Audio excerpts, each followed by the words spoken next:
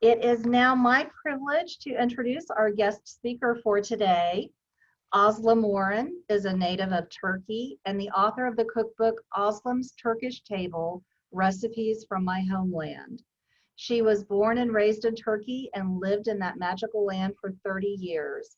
She is passionate about Turkey's delicious, vibrant cuisine and has been teaching Turkish cookery in England, Turkey, the US, and Jordan for over 10 years. She has a popular Turkish recipe blog, Özlem's Turkish Table, and hosts supper clubs and culinary tours to Turkey. She was a part of the Turkish Chefs of the World TV program, which aired on the Turkish national TV channel TRT, as well as in 37 other countries. She participates in prestigious events such as the Taste of London, the London Book Fair, the International Edinburgh Book Festival, and various food festivals to promote Turkish cuisine and culture. Her writing has appeared in major national newspapers in Turkey and magazines around the world. I will post in the chat box links to Özlem's website with her blog and also her social media sites so you can connect with her and discover some delicious recipes. And now welcome Özlem. Merhaba, and my sincere thanks for having me and organizing this wonderful event. To you, Emrys, and the Schusterman Library. It's so kind, it's so lovely to see so many of you. My sincere thanks to you all joining us today. What a lovely crowd we have. I think the format will be, Emrys, you will have a slideshow to talk about Turkish cuisine. Yes. And then I have few props that I'd like to show, some specialty ingredients. I love to talk about a bit more Turkish coffee and a little bit of story on that. But we have about 15 slides to show and talk about. And then Emrys will kindly run that slides for me. And then I will be back on the screen and I'll talk a bit more, show some props, and we'll answer your questions, if that sounds okay to you, Emrys? That's fantastic. Let me switch over to the slideshow right now. And you should be seeing the slides. Are you seeing those? Lovely, yes. All right. Yes. I think we'll need to go back to the first slide. There we go. Perfect, perfect, perfect. Well, my very sincere hoş geldiniz to you all. That's our welcome in Turkish. It is my absolute pleasure and delight to be here with you all. And once again, I would love to sincerely thanks to Schusterman Library, Oklahoma University for organizing this and having me, and you all for sparing your time to be with us. As Emrys very kindly introduced, my name is Özlem Warren. I was born and bred in Turkey. I'm a very passionate Turk and a big advocate for my homeland's delicious, wholesome cuisine. I've been living abroad in the last 18 years. It was actually our wedding anniversary yesterday, so I think I'm correct with the year 18. And really took the mission of spreading the word about this wonderful, wholesome cuisine and a really rich culinary heritage. And after over 10 years of sharing, all that recipes accumulated in my book, as Emrys very kindly mentioned. But going back to my roots, the house you see in the screen is my grandmother's 450-year-old home in ancient Antioch, Antakya, at the very southern part of Turkey. This is really is where my inspiration from. That was my grandmother's home.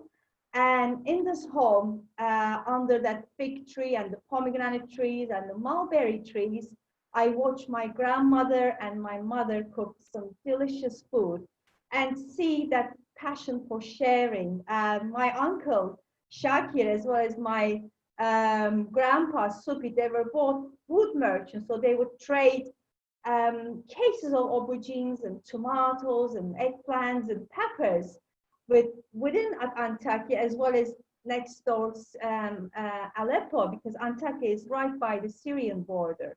So they would come back home with cases of wonderful fresh produce which in return we would sort out and share with our neighbors and friends. And the house also very special. If you see, there's a courtyard in the middle, and there's always a great big marble table there.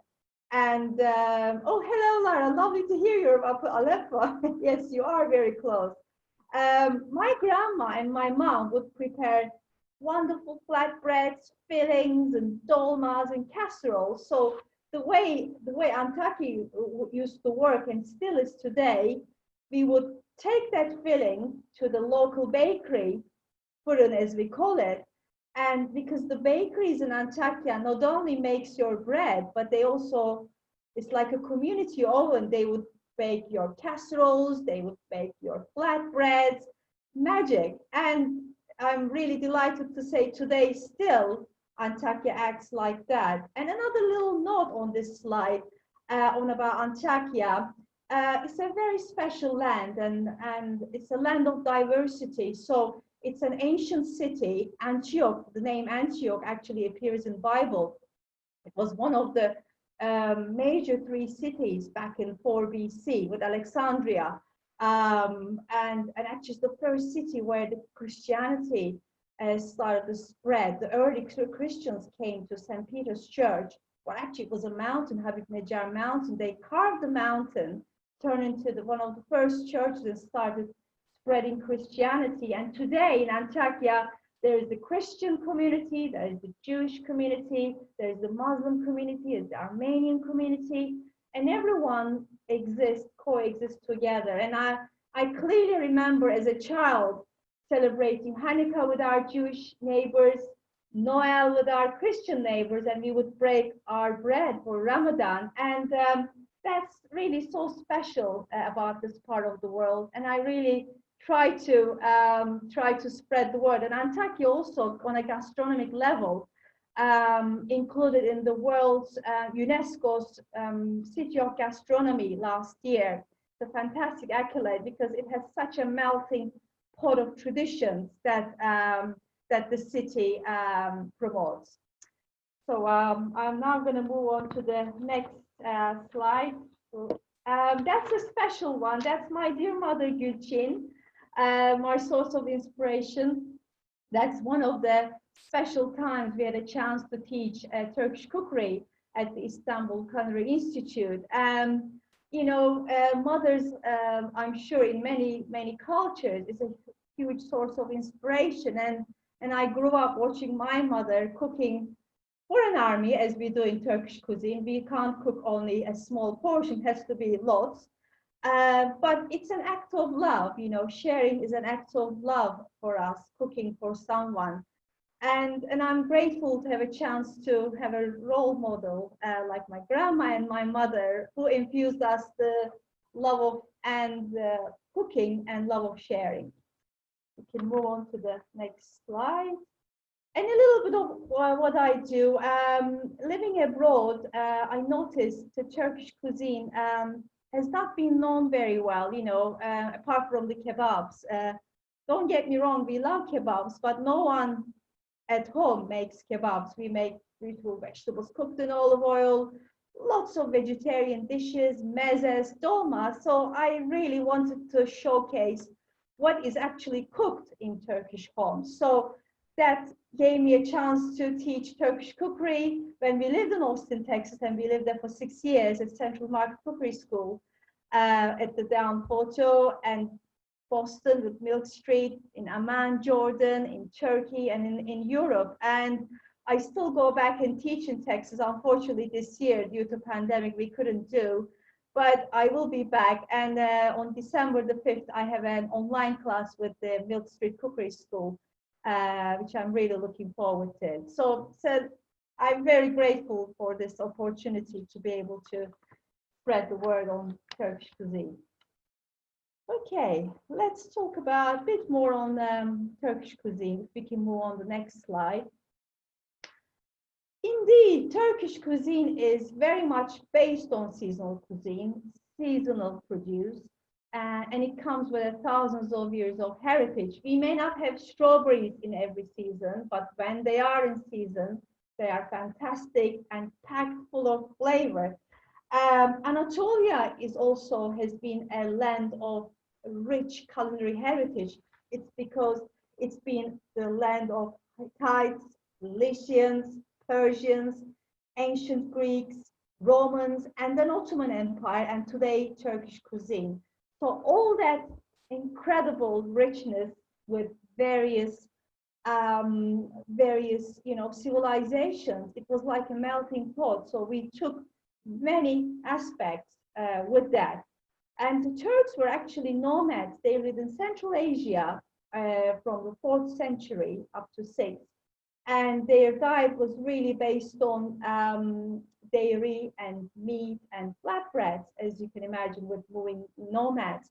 But as they moved westwards, their culinary traditions, their diet enriched. I mean, they've been in touch with Persians, Arabs as they moved westwards.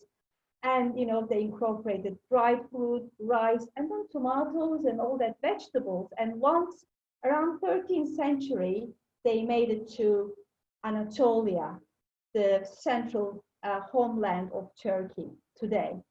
And they realized this is such a bountiful, incredible land. We have 4 seasons, it's a rich, fertile land. So they really wanted to be based in Anatolia. And first it was Seljuks, and they became the Ottoman Empire. And I'll tell you more about Ottoman Empire in the next coming slides. But it's a really rich, thousands of years of heritage Turkish cuisine is based on. You can move to the next slide. So this is one of my favorite slides. All the photos, by the way, I have to thank Tushan Irvin, our food photographer with my cookery book. She very kindly let me use the images from my cookery book. That's one of her shots that I love. So Turkish cuisine based on seasonality, but we use spices as well as natural condiments to flavor our dishes. But it's never really overpowering. The main idea is to really enjoy that taste of aubergine or eggplant or pepper or tomato. But we do that with spices. In the screen, you see some of our favorite, mostly used spices. At the very bottom, there's a white little bowl with green spice. That's mint, dried mint. So dried mint not only appears in our dips like cacık, cucumber and yogurt dip, but we also use mint in our casseroles, in our dolmas, especially in southern Turkish cuisine, in our vegetables cooked in olive oil. It adds such a lovely, refreshing taste. Another lovely spice, right opposite towards to my right is in the middle is sumac. It's like a oval shape. I don't know if you ever tried sumac, but it's one of my favorite spices. It's from the dried sumac berries. It's very tangy, citrusy. You can use instead of lemon. You can marinate your fish, chicken, vegetables. It's fantastic in salads. You can rub, for instance, red onions with sumac. That not only softens the onion, but adds a fantastic citrusy taste. More or less, all these spices are available in supermarket these days. And on the spoon, the yellow one is cumin, one of the widely used spices. Cumin is that lovely, warm, pungent spice. We use it very often in our meatballs, in our hummus, and cumin is what makes hummus taste like hummus when it combined with tahini, extra virgin olive oil, cooked chickpeas, and a bit of lemon juice. And we eat daily hummus. We love it, and I can't live without hummus. There's a lovely another spice on the corner. You might see with sesame seeds and other bits in it on a yellow bowl. So that's za'atar mix. So it's a very southern Turkish spice. Za'atar is not only the name of the herb that is widely grown in southern Turkey, sort of a cross between wild oregano and marjoram and thyme, but also there's something called za'atar blend. So za'atar blend, my mother says over 40 ingredients to it, but I came up the top 10 of the components, and I put it in the book as well as in my blog. It has crushed chickpeas, ground sesame seeds, sea salt, ground pistachios, sumac, red pepper flakes. It's a lovely, pungent, beautifully aromatic spice. Again, you can use on your salads as well as your marination. And a special mention here for pul biber on that great big spoon on the top. It's a lovely sort of smoky heat. It's a delicious heat, chili flakes, Turkish style chili flakes. That is not really a very, very spicy, but it sort of leaves a wonderful, delicate, spicy taste on your mouth. So we use these spices to naturally flavor in a very healthy way for our dishes, but never overpowering. Okay, so let's see what is next. Emrys, if you can kindly move. So that's one of my favorite photos, actually. So this is the entrance of Spice Market in Istanbul. I don't know how many of you have been to Istanbul, but if you've ever been, please do visit Spice Market. Great to hear, Janine. I mean, Mısır Çarşısı in Turkish, and there are about 2 or 3 entrances, and I love this. And it's one of the ancient sort of indoor bazaars. But as you see, it goes outwards, and you see all these stalls with dried peppers and aubergines. And actually, I have a dried aubergine here with me. I'll show you in the screen. Remember, I said we use in Turkish cuisine seasonal produce, but when a vegetable is in abundance, we dry them to use when they are not in season. So this is tiny little baby aubergines. So how small, or you, as you call it, eggplant. Eggplant goes in Turkey. What we do is when they are in season, in an abundance, we scoop out the inner flesh, and then we tie them on a string like that, and we hang out outside village homes to dry. So when they are dry, we use them when they are not in season. So on the photo, you see dried okra, tiny little okra, dried peppers, aubergines, and they're fantastic when they are stuffed with aromatic rice. You can add ground meat, lots of onions, herbs. You can keep it vegetarian, add pine nuts to it. It's really, really lovely. And as it says in this slide, Turkey is really a melting pot of culinary treasure trove, and it's a cultural bridge connecting Europe and Asia. And again, that is due to the all this ancient civilizations that passed through. If you go to old Istanbul, you know, the fascinating sites of Hagia Sophia and the Blue Mosque and the Byzantine Basilica Cistern, it's all really an incredible size. Grand Bazaar, of course, too. And one of the important things about Spice Market is that in the heydays of the Ottoman Empire, Sultan was the sole controller of the spice route. So that meant the best of the spices would come to Turkey, come to Topkapi Palace in Istanbul, which was the seat of the Sultan. And thanks to that, we still have the best of the spices available. And whenever I'm home, I always stock up on spices as well as dried fruit, because we have some really, really good dried fruit and dried nuts in Turkey. And in the next slide, I will talk more about Topkapi Palace. So that is the sort of bird eye view of the Topkapi Palace in Istanbul. Incredible, isn't it? I mean, so here it is where the Ottoman Sultans used to sit and rule the world. And I mean it, they really did. In their heyday, when in the 17th century, Ottoman Empire was a massive empire, one of the world's biggest empires. They were all the way to Vienna. They didn't conquer Vienna, but they left the coffee beans, which started the coffee tradition there. A big chunk of Northern Africa, was part of the empire, quite a big chunk of the southern Russia, Georgia, you know, massive, massive empire. From a culinary perspective, this was very exciting because there were lots of ethnic groups lived within the empire, and they all brought their own culinary traditions and dishes, which was an incredible enriching to the cuisine. And in their heyday on the 17th century, Topkapi Palace kitchens, if you ever go to Istanbul, again, it's a must visit. It's under, the kitchen is housed in under great big 10 domes. You might see actually those domes there on the photo.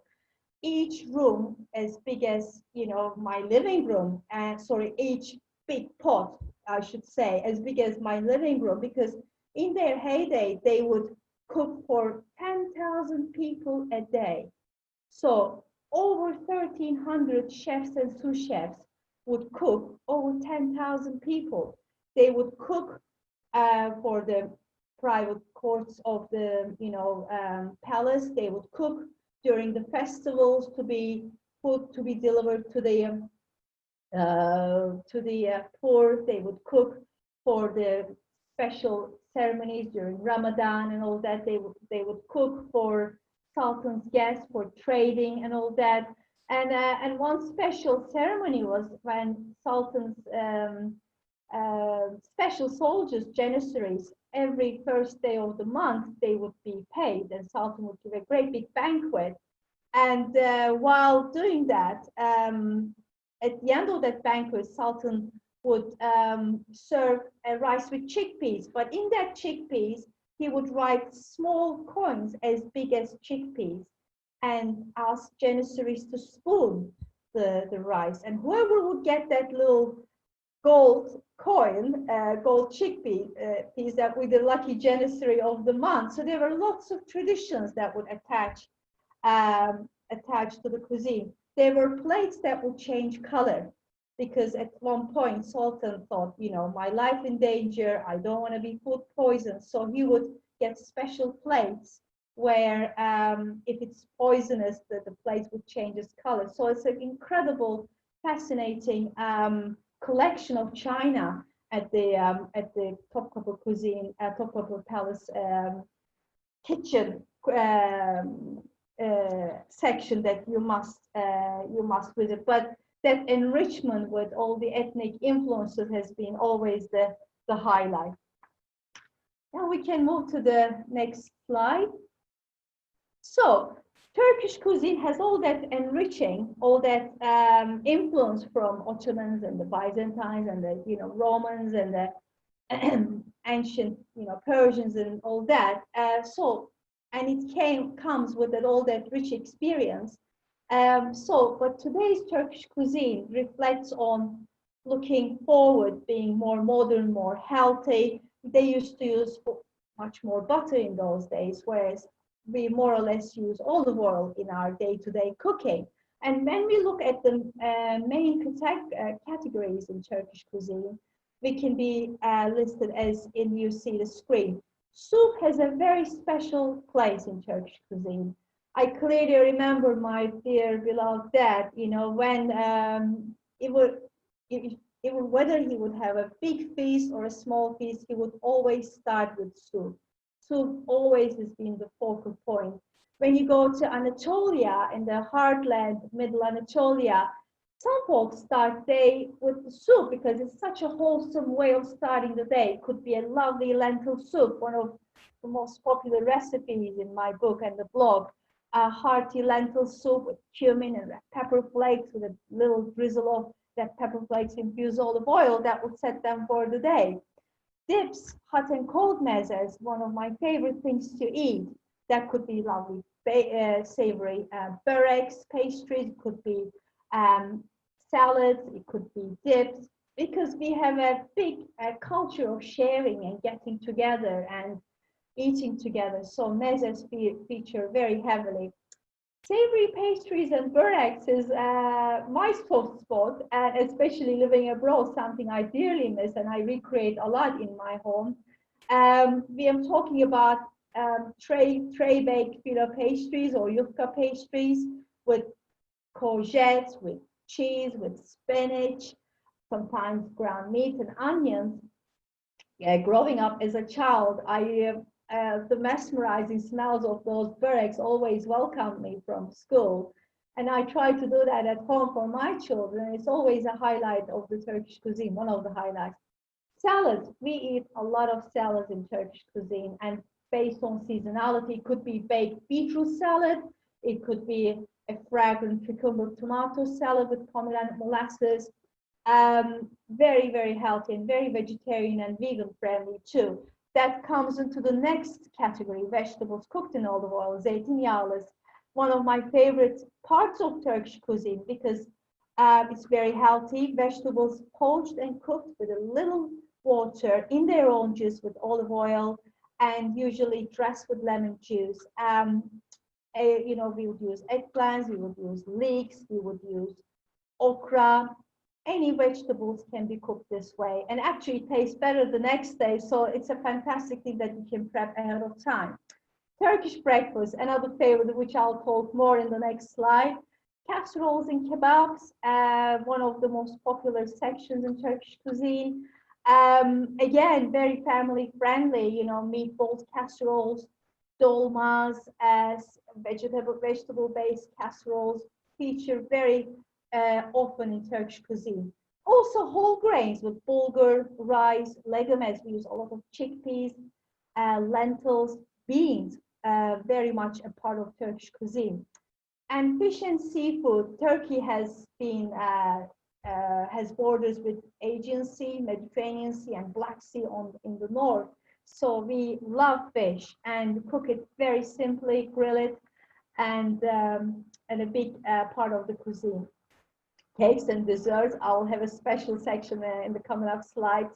The Turks do love cakes, but not all of them are rich and heavy. And drinks, Ayran is a yogurt-based drink. Sherbet is a sort of an Ottoman legacy, fruity, sweet drink.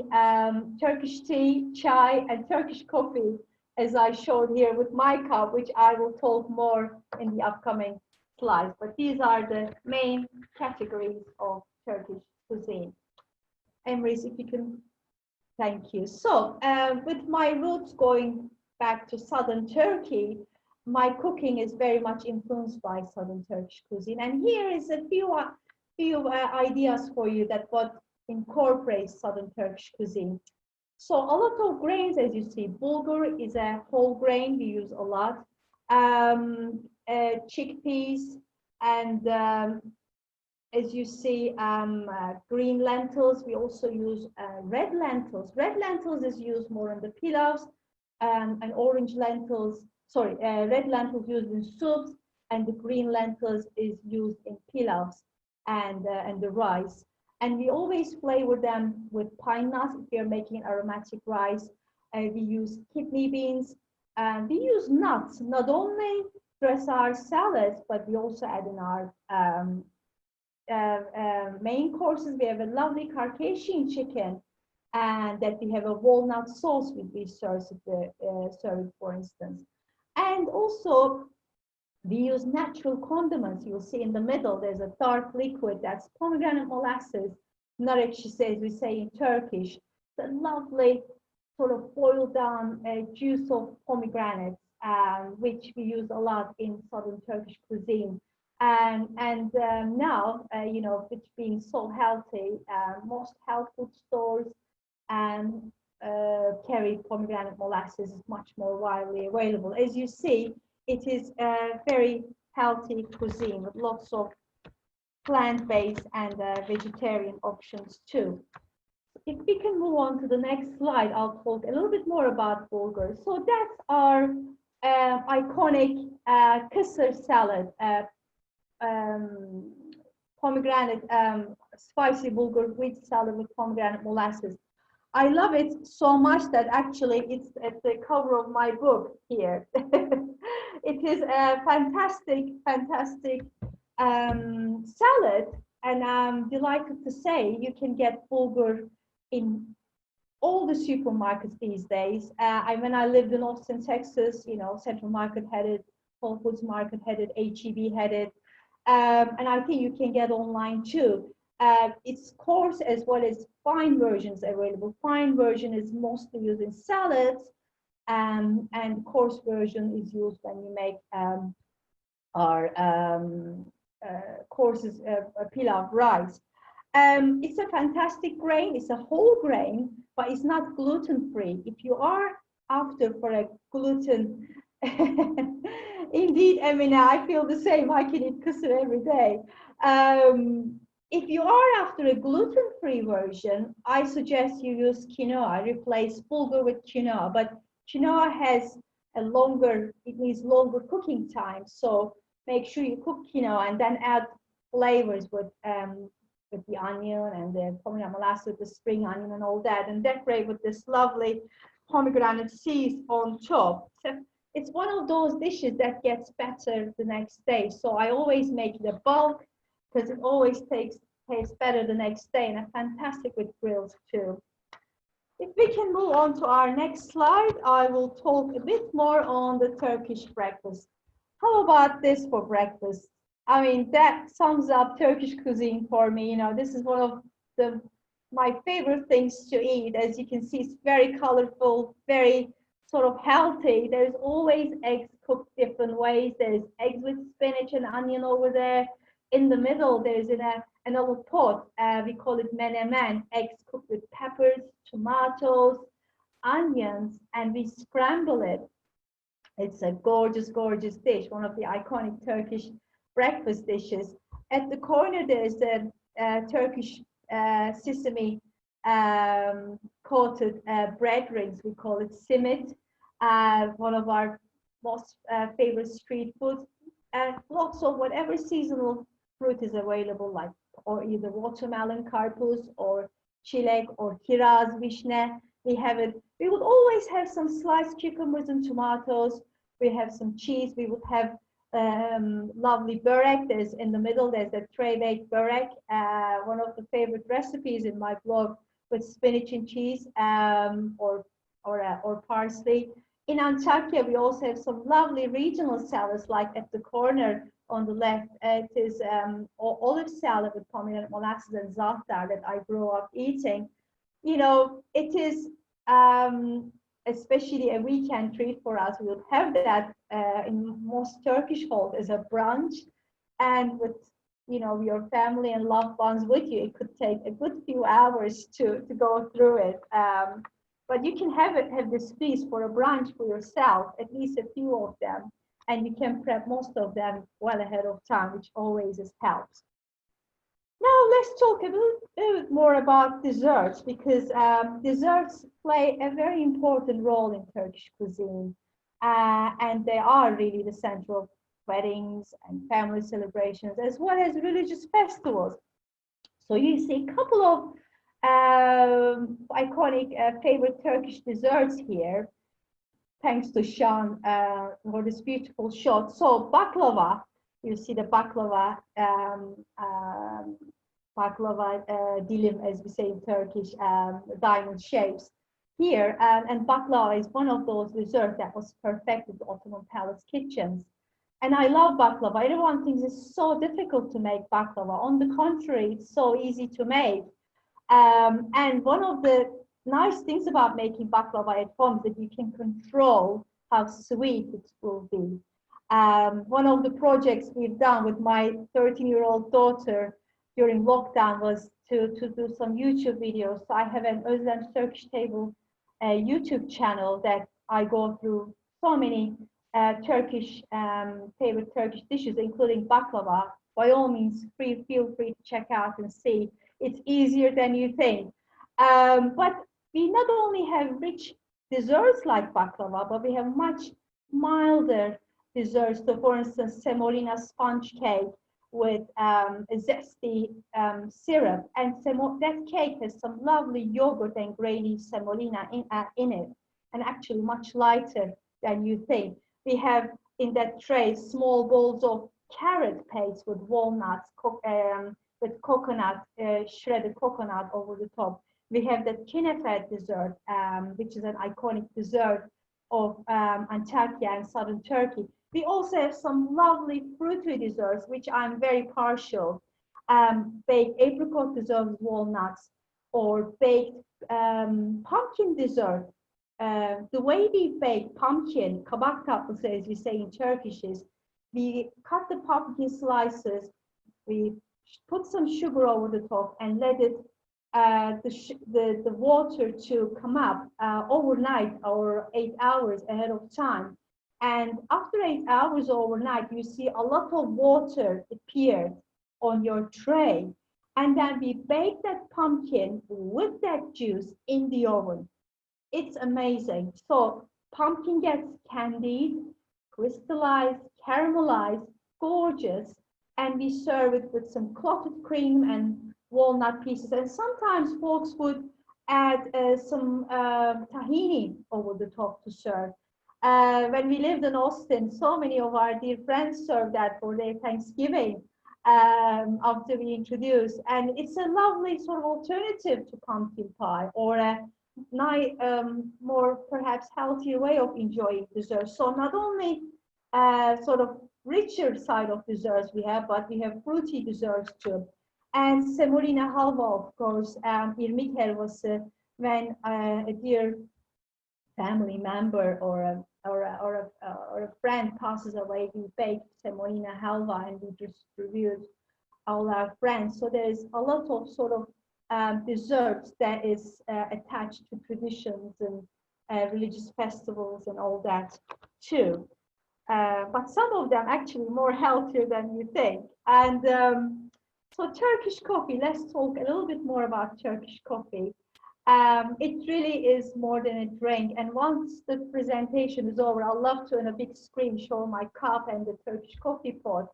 But it's one of those drinks that for us has a lot of traditions, a lot of ceremonies attached to it, as well as a marriage ceremony. As hopefully, if we have time at the end, I'd love to talk my experience of making Turkish coffee for my husband to be and how I passed that test. But we have a saying in Turkish that bir fincan kahvenin 40 yıl hatırı vardır, which means a memory of a good cup of Turkish coffee lasts for 40 years. For us, it is a moment of pause. It is a moment of slowing down and enjoying with your loved one. It's made from 100% Arabica beans, but grind to a very fine powder.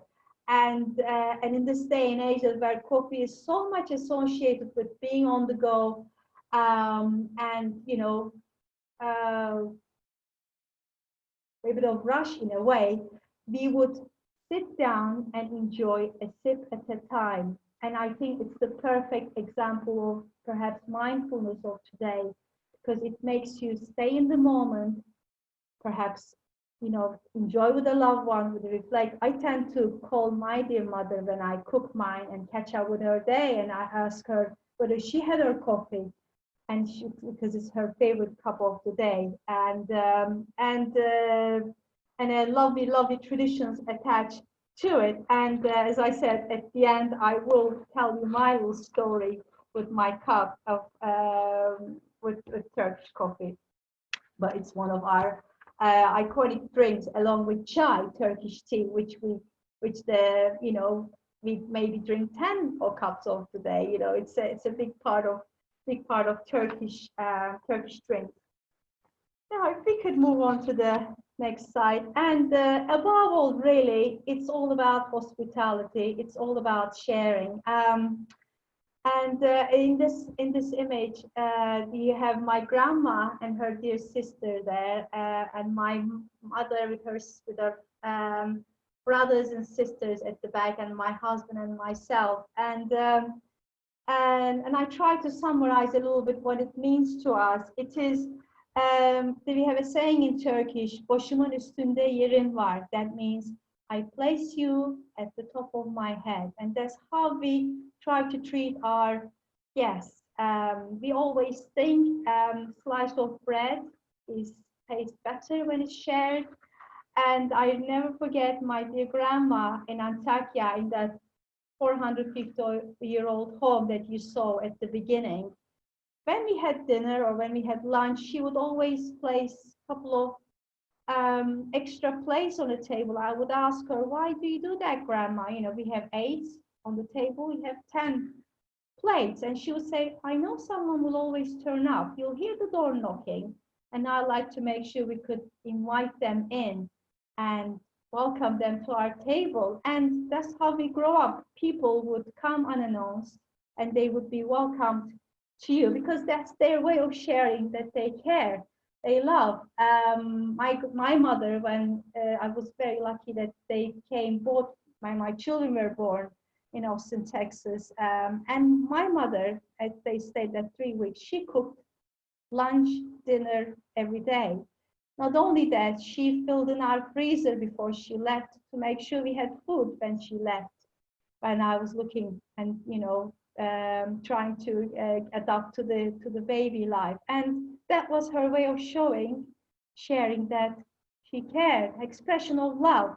And that really sums up Turkish hospitality for us through our food. We hope that we welcome our guests and they enjoy the meal, and it will be a memorable experience for us. And I think we're just about to coming towards the end. That's my last slide. That's one of my dear friends back in Austin, Texas, dear Carol and Walter, teaching at Central Market Cooking School in Austin, Texas. And with that, I really sincerely would like to thank you all. Çok teşekkür ediyorum bize katıldığınız için. Many thanks to you all. And I truly hope what you heard here would inspire you to create your own Turkish feast. I haven't finished yet, so I'll talk a little bit more. I don't know if my screen can get bigger or not, Emrys. If not, I will show you in my little screen here, my Turkish coffee cup. So that's my little Turkish coffee cup. It's like an espresso size cup that I made my coffee just before so that I could have a little sip and enjoy your company. And my little story is that, so my dear husband, Angus, very Scottish name, born in Texas, Beaumont, Texas, and actually from Wiltshire. She has Texan roots. So I met Angus when I was studying at Stirling University in Scotland. And then we had, when I graduated, my visa expired and I had to go back home, but we had this 6-year long distance relationship in those pre-internet days of writing letters and all that romance. But Angus was very welcome with my family. Although I came from a traditional family, my mom and dad really enjoyed Angus. And towards the stage of our later years of courtship, he actually stayed in our home, of course, in a separate room. But in one of those visits, he was going back to Aberdeen, where he was based. And I clearly remember my mother was preparing her berets, and my dad was squeezing fresh orange juice. Mom had her curlers in her hair. Dad had his dressing gown, and Angus turned up in his suit, shaved, luggage by the door, ready for an action. And he said, Özlem, may I please have a word with your mom and dad? So I had to summon mom and dad to the salon, to the sitting room. And Angus said, but I need your help because I'd love to say a few words, but you need to translate for Baba, for your father. And he was very kind to say how much, you know, he loves me and he would like to get his permission to get married to Özlem. So here I am translating all that. Mom is crying. At the end of 6 years, finally daughter will be getting married. And dad, being, bless him, very cool and reserved. Even he had a few tears in his eyes, said, of course, Angus, you're our son. You have my blessing. And then mom said, Özlem, you have to make a really nice frothy Turkish coffee. That's what tradition demands. It's 8:30 a.m. in the morning. Angus never drinks coffee before 10 or 11. So I had to go back to kitchen, get my long handle pot jezve to make a nice frothy Turkish coffee for Angus. And I did manage that just. Angus was very kind to drink in his cup, so is everyone. Apparently, he didn't sleep for 2 days later on, but he got that blessing and that's approval. And then of course mom pick up the phone, the whole world pre-internet would know that we got engaged. So all these traditions that is attached to coffee, Turkish coffee. In today's day, bride to be would need to produce a nice frothy coffee. So that's my little story to you. And I also wanted to show you this lovely mamul wooden molds, if you see that in the screen. So these are the special molds we use to make Antakya''s special kömbe mold. So those kömbe molds are actually very multicultural cookies. It's also called mamul I'm trying to find the page here from my book. If you may see the mamul and that special cookies. So my grandma's Christian friends would make those special cookies for Noel. We would make for Ramadan. Our Jewish friends would make during Hanukkah. So that's what I love, sort of inclusion, rather acceptance and tolerance and celebrating diversity and hanging on to those lovely traditions and cultures. So I just thought to share you with that. And I know we're getting rather late. And before I forget, I must thank everyone for joining us. And a big special thank you to Oklahoma University Schusterman Library for organizing and having me. If you have any questions, I'd love to answer. Also, please, if you're on Instagram or Facebook, I'm there at Özlem's Turkish Table. You can reach me anytime. And please have a go to recipes. I mean, I have my book, of course, if you like it, but I have my blog too, özlemsturkishtable.com. So many easy, healthy recipes. I'm especially very passionate about it being healthy because we really need to be healthy, especially these days. And time is essence, and look after yourself. And any questions, always happy to help. If anyone has any questions, I'd love to answer that. Thank you so much, Özlem. We're going to wait and see if there are any questions that pop up. But for everyone who joined us today, thank you for being here. I hope that if you have not already tried Turkish cuisine, that you give it a try. And if you're in Tulsa and you would like to share, that would be great. So I am so hungry after seeing your slides. Everything looks so delicious. Honestly, but I always think for a success of a recipe, whether it works, if it works within 30-40 minutes, because we are all time pressured people, if you can prep ahead of time, it's freezer friendly, that's a winner for me. And there's so many of those recipes in my blog, in the book. Honestly, I'm very active. I would love to help and answer any questions. Feel free, and I'll be delighted to help. We did have one question come in, and it is, what is your favorite Turkish dish? Very good question. I have so many, but I suppose being a big fan of breakfast, I love the pastries, the savory pastries, and I also love it. We have a dish called patlıcanlı mercimekli muhalla, aubergine and lentil cooked in olive oil. Actually, that will be in our cookery class with dear Perry. She's online coming up in October, an online cookery class. It's aubergines, lentils, peppers cooked in olive oil. It is great dish, vegan, vegetarian, gluten-free, and the best news, it tastes better the next day. So I make a big bulk of it. Great for lunch, and and if you're into healthy eating, it's one of those lovely good dishes.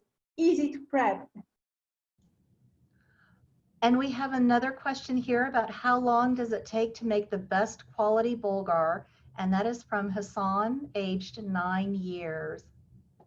How long does it take? So the bulgur, if we are talking about the kısır salad with bulgur wheat, you use fine bulgur, and it would only take within 15-20 minutes that salad is there. If you're using coarse bulgur, it only takes about 10 minutes to cook. And Hassan, age 9 years, bravo to you for a lovely question. And Carol, really look forward to seeing you in Mosaic Bahçe. And someone asked about the kömbe molds, I think. So there is a lovely lady, Marun Abuj, in Boston area, I think, or Massachusetts area. She has a Lebanese website. I think she sells in the US. I have a few molds with me, but I'm from England. So I think she might be your best bet if you're in the US. If you're in the UK, I'm happy to help with that because I have a few spare molds. And in Turkey, in Spice Market, we get that. You're welcome, Hassan, and thank you for joining us. The spices in menemen, I love to put pul biber, Turkish red pepper flakes. Some folks like to use a bit of cumin, but it's very personal. Not traditionally cumin is used, but a good seasoning of salt and pepper and a little bit of heat from chili flakes would be fantastic.